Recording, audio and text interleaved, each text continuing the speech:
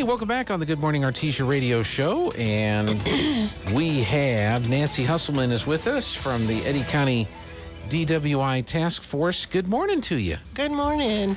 We were chatting before we went on the air. Both of us had the chance to go through the 9/11 Memorial. Yes, we did. Exhibit, and I was very impressed with it, and very impressed. Enjoyed hearing some of the stories. And it's like I said to people, you're either going to be sad or you're going to be mad, or a combination of the two. Absolutely. I was both. Yeah. You know, knowing what caused all of that to happen and the amount of people that lost their lives, not to even speak of the monetary value of the buildings and all this. Yeah. Yep. It brought up some old emotions. It did. And, of course, it's dedicated primarily to the firefighters. Yes. That, the call came in, there's a fire at the World Trade Center, and they rolled in, and they were, while everybody else is going down the stairs to get out, they're going up to do their job or to rescue people. And so that it was a nice thing, and I'm glad it was here. And I'm glad a lot of folks had the opportunity to go and check it out. I know you want to talk about boating and drinking today. Yes. Because we talk a lot about DUIs. Yes. Driving while under the influence. But there's a lot of people out and about on lakes, Brantley Lake, stuff like that. They're out boating, they're out fishing, and they may not think that the laws of operating a motorized vehicle under the influence may not apply if you're sitting on a boat on a lake somewhere. But that's just not true. They are just as strong, and in some cases even more so because of the amount of people they put in danger. A car driving down the road has that ability. I mean, it's driving down the road. That's where it's going. The people on either side are probably going to suffer if this drunk driver happens to hit them. On a boat, things change dramatically. And I didn't really understand all of this, and I had to write this stuff down because I've never studied it. I never even thought of it. And my husband said, have you thought about that? We've got lots of people going on boats out to the lake, and they fill up their containers and usually going to have a party and all of this kind of stuff, which is fine, as long as you're not driving that boat. Plan ahead. Have an offshore party when it's all said and done. I didn't realize some of these things, that operating a boat drunk or while you're drinking is far more dangerous than driving a car. I think that's what I was trying to say a while ago. Because if you just stop and think, there's hazard materials. You're not going to see them. They're dark docks. If you're driving late in the evening, everything changes. Alcohol is the leading cause of fatal boat deaths.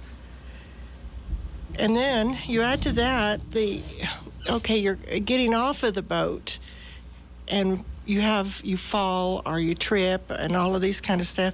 Aggressive boat docking at the docks. I've heard a lot about that lately, that everybody gets there at the same time and everybody wants out at the same time and nobody's doing what they're supposed to do. And if you're drunk, that just intensifies what might start out as just a simple argument. Then you end up in a great big huge fight. And then the stressors. Now, since I've never driven I drove a boat when I was about 16 years old and had somebody standing right beside me. So stressors of driving a boat drunk makes the driver even more impaired than if he was driving a car. Like the sun, you're getting hot, the wind, the glare, the water motion constantly going, lack of skills. Do you really even know how to operate that? And now you're going to add a little bit of alcohol to it. Fatigue, balance because of the constant motion, and drunk passengers. In a car, if you have drunk passengers, they're seat belted or they're in a car. But if you have 5 or 6 people back there and they've all been drinking, but most of all, or maybe if they haven't been drinking, but you're the one that's driving, and you do something crazy, you're going to throw them all in the water. Mm-hmm. And there you go. Yeah. And you got increase the chance of drowning and other stuff like that. And it's your responsibility. Nobody else's. The driver of the boat is responsible for the passengers, the boat, everything. And as we were talking earlier, you can go to prison. All of these things that we hear about cars are the same thing for that boat. Okay. And there's many people that have been caught by surprise. And all states have the same laws and the same. In fact, some of them are even stricter because of the possibility of getting a lot of other people around you involved in it. You go operating a boat where there's people swimming, that Yes. can be dangerous. Skiing, Mm-hmm. any number of things. Some innocent person sitting out there fishing, that the boat is perfectly still, and because you're impaired, you go right through that boat. So there's more people involved. Let's see, you could lose your license, your job, your house, and you could even end up in prison. Let's see. And then I just want to throw this in here, a cold shower, coffee, physical activity, or fresh air will not sober you up. It will only make you a wide awake drunk.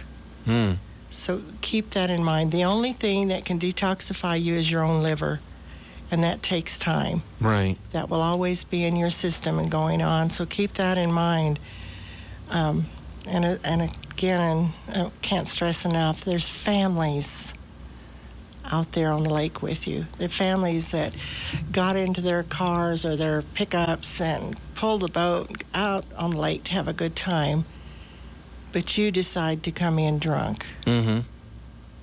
And I contacted a couple of people to see if I could get some stats on how many have actually been killed and how many injuries and all this, but I wasn't able to get it in time for this.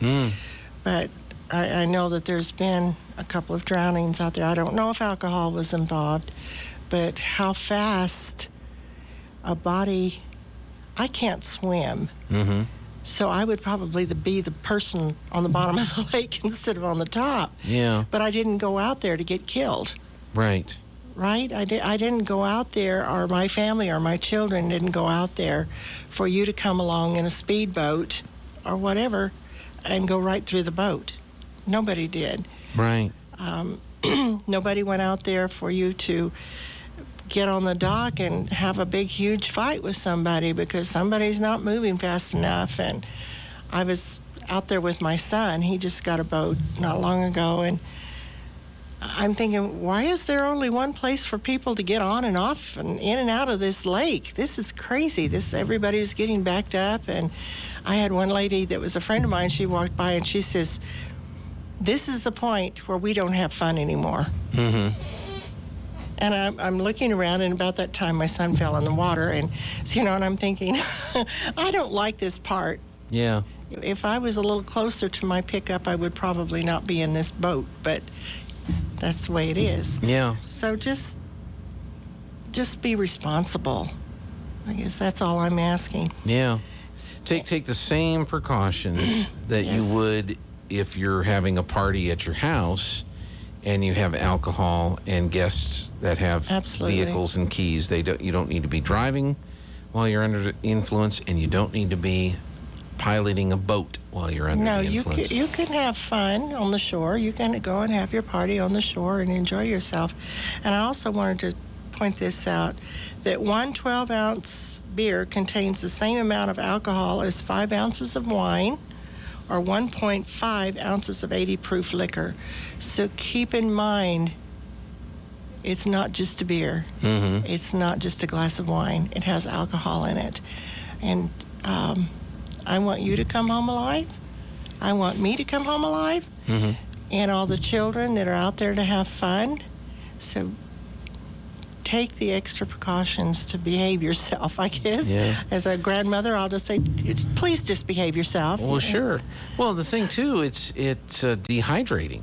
It's dehydrating. And so you're out there on a lake in the sun, and if all you're drinking is an alcoholic beverage, you're just going to get that much more weather affected. You get sunburned or more likely to pass out or get sick than if you're out there just drinking, drinking water, fresh water.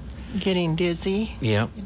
And that impairs your driving and your senses, and you're not paying attention to what you're doing, and then you plow into somebody or go through a boat or plow into the dock and ruin a perfectly good afternoon. So for a lot of people. Who generally does the patrolling on the lakes around here?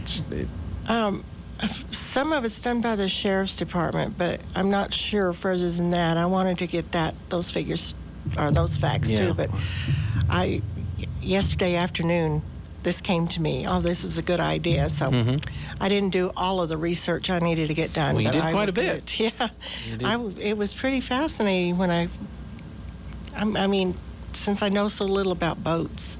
Right. And what goes on, and the mere fact of the different, like we were just talking, the fatigue, the sun, the wind, depth perception. And I thought, well, I can understand that. Yeah. Because the boat's constantly moving. And oh, yeah. So you get highly intoxicated or even a little intoxicated. That's something else you've got to remember. Then you get seasick. If they catch you with that alcohol on that boat, you're in trouble. Even if you haven't even had a drink. You may not get a DWI, I guess it's called. But just having that alcohol on your boat, it's like having the alcohol in your car. You can get yourself into trouble. Right. So. And I guarantee you it's trouble you don't want to get into. Yeah. So a BUI. A BUI. Boating under the influence. Boating under the influence. That is a charge. That is something you can be charged with. Absolutely. Yeah. Absolutely. So don't do it. How simple is that? Just don't do it. They used to make fun of Nancy Reagan, with her just, But, I mean, what's wrong with those words? Just don't do it. If you don't do it, you won't have the problems that can come from it. It's not rocket science. It really isn't. I want to say just one more thing. I want to have a big shout out. Today's my granddaughter's birthday, and I want to say happy birthday to her. She's what's her name? Safira. Okay. How old is she today? She is 12 years old. 12 years old. She's a awesome little girl. Well, there you go. And we love her a lot, and I told her that she might hear her name on the radio, so. All right. Well, don't expect me to sing. Oh, really? I'm not. You'll tell jokes, but you won't sing. I will not sing. Happy Birthday is the hardest song in the world to sing.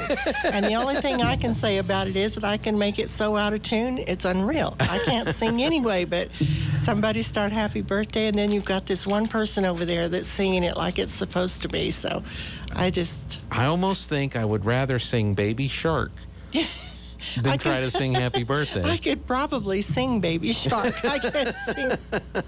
I don't know who ever came up with that song. Well, that just gets stuck in your head. No, I don't. But it just gets stuck in your brain, and then you can't get it out of your head for the rest of the day. Well, it probably wasn't Helen Keller either.